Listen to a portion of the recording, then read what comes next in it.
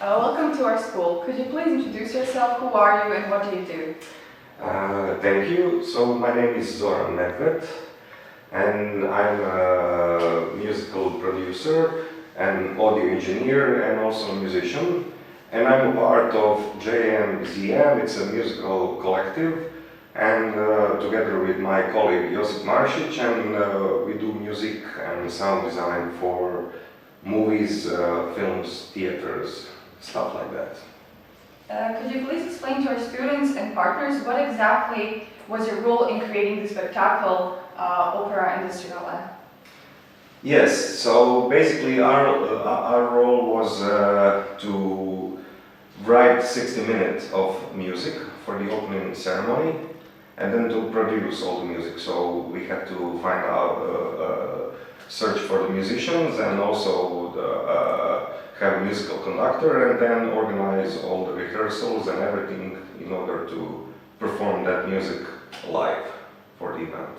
Could you please share with us who came up with the name and why exactly that name? I'm not sure who came up with the name Opera Industriale.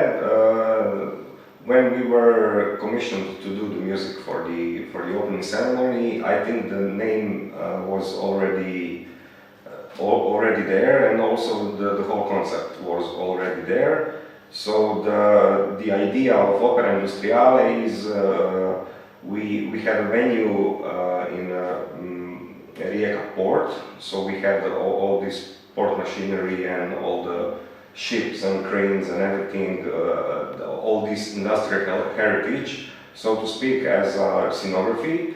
And so one of the theme that we wanted to emphasize was the work and the industry, and that's where the name Opera Industriale comes from, because opera is a theatrical form where people, sing and tell their stories through singing, but it's also an Italian word, which is interesting, that means just work in terms of labor or the product that's been done. So Opera Industriale is what was meant to just show the people that lots of things we have in this city was because of the industry and the port, of course.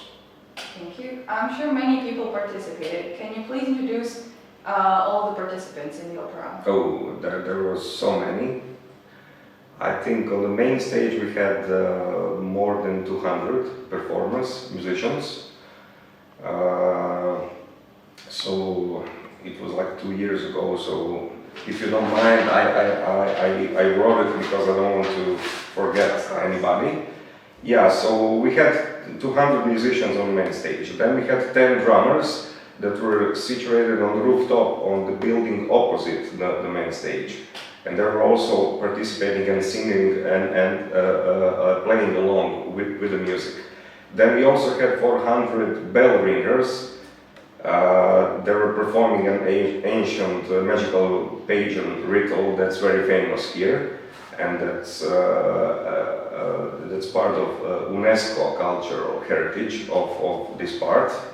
So you should check out the bell ringers. And then also on the main stage we had the House of Extreme Musical Theatre of Damir Bartolindos, and they were performing on their unique instruments called shaktophones. And then we also had a Finnish men choir, maybe like 25 or 30 of them. They are called Mieskuro Huteat, they are from Finland.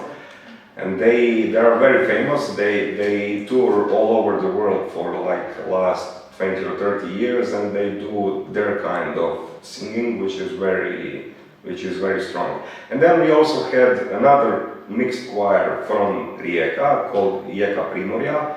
There were another 80 singers. And then we had a huge ensemble of 25 guitar players from Rijeka and so on. And last but not the least, we had 3,000 people in the audience that they were given a little bell, and they were situated on the spot where they had a cue, they had their own conductor, and they had cue points where they also could play along with the music of the opening. So you can say that in total we had more than 3,000 people playing the music. Yes. What was the most challenging part in setting up and performing the opera? For me, the most challenging part was to organize all the rehearsals, because you have to work with so many people, and you have to make sure we had a limited time to rehearse all that, maybe 2 weeks, maybe even less than 2 weeks. So it was quite challenging to do that, and to be sure that once we got to the live performance that everything will run smoothly. And also because the opening ceremony was broadcasted live on television. So when you do live broadcast on television, everything has to be, you know, precise to a second. You cannot, there is no room for error.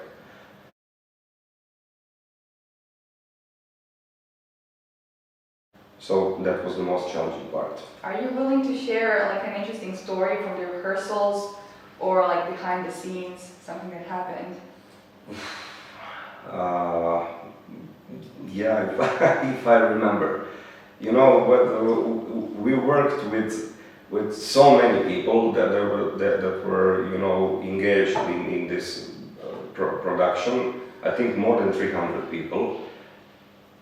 So when you work with 300 people, you know, every day something weird happens and something funny happens. I cannot remember the exact anecdote now. And do you remember the reactions of the crowd, the city, and all the guests? Yes, of course I remember. Yeah, it was one of the greatest days in the recent history of our city. When you look at the TV broadcast and you look at the faces of the people in the audience and also the faces of the performers on the stage, you can see the emotion, the joy and the pride, and everybody was so happy. And then a few days after, when we got all the articles from the press outlets, the media outlets that were covering the event, there were more than 200 from all over the world, so everybody was just, you know, praising Rijeka and having good things to say about Rijeka and the performance. What do you think about our project, Industrial Heritage? Do you think that high school students should learn about the industrial heritage? Because our final goal here is to introduce a new elective course, Industrial Heritage. Mm-hmm. I understand, yes. Sure, I think it's very important.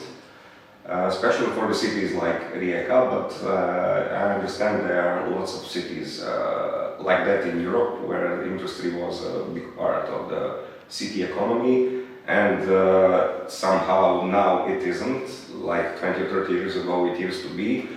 So I think it's important because the industry was like an engine, the motor that generated all these economies that could propel our societies and cities to, you know,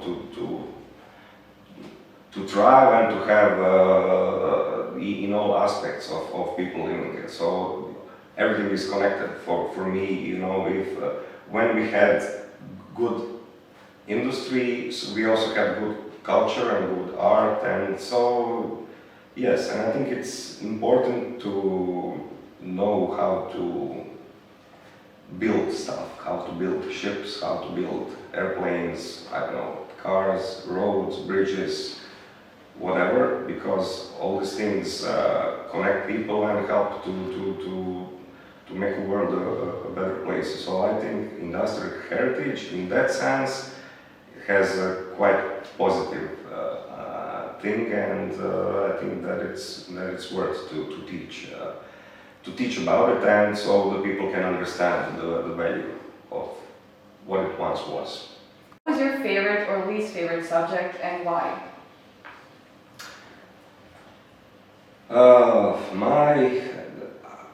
I like math, and I also like physics, and I like foreign languages, English for example, and I was good at that. And I didn't like Croatian grammar and stuff, but I was always bad with that, so I didn't like that.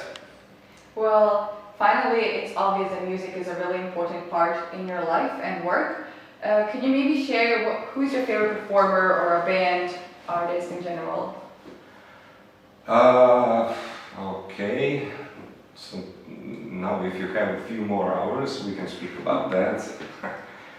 Yeah, for me it's really hard to pick a few because I enjoy music all of my life, and I enjoy hundreds and hundreds of performers and artists and composers, and it would be really hard to pick one or even to pick 10.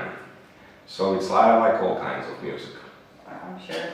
Well, that will be all for today. Thank you so much, and we wish you more interesting projects like this in the future. Okay, thank you. You're welcome.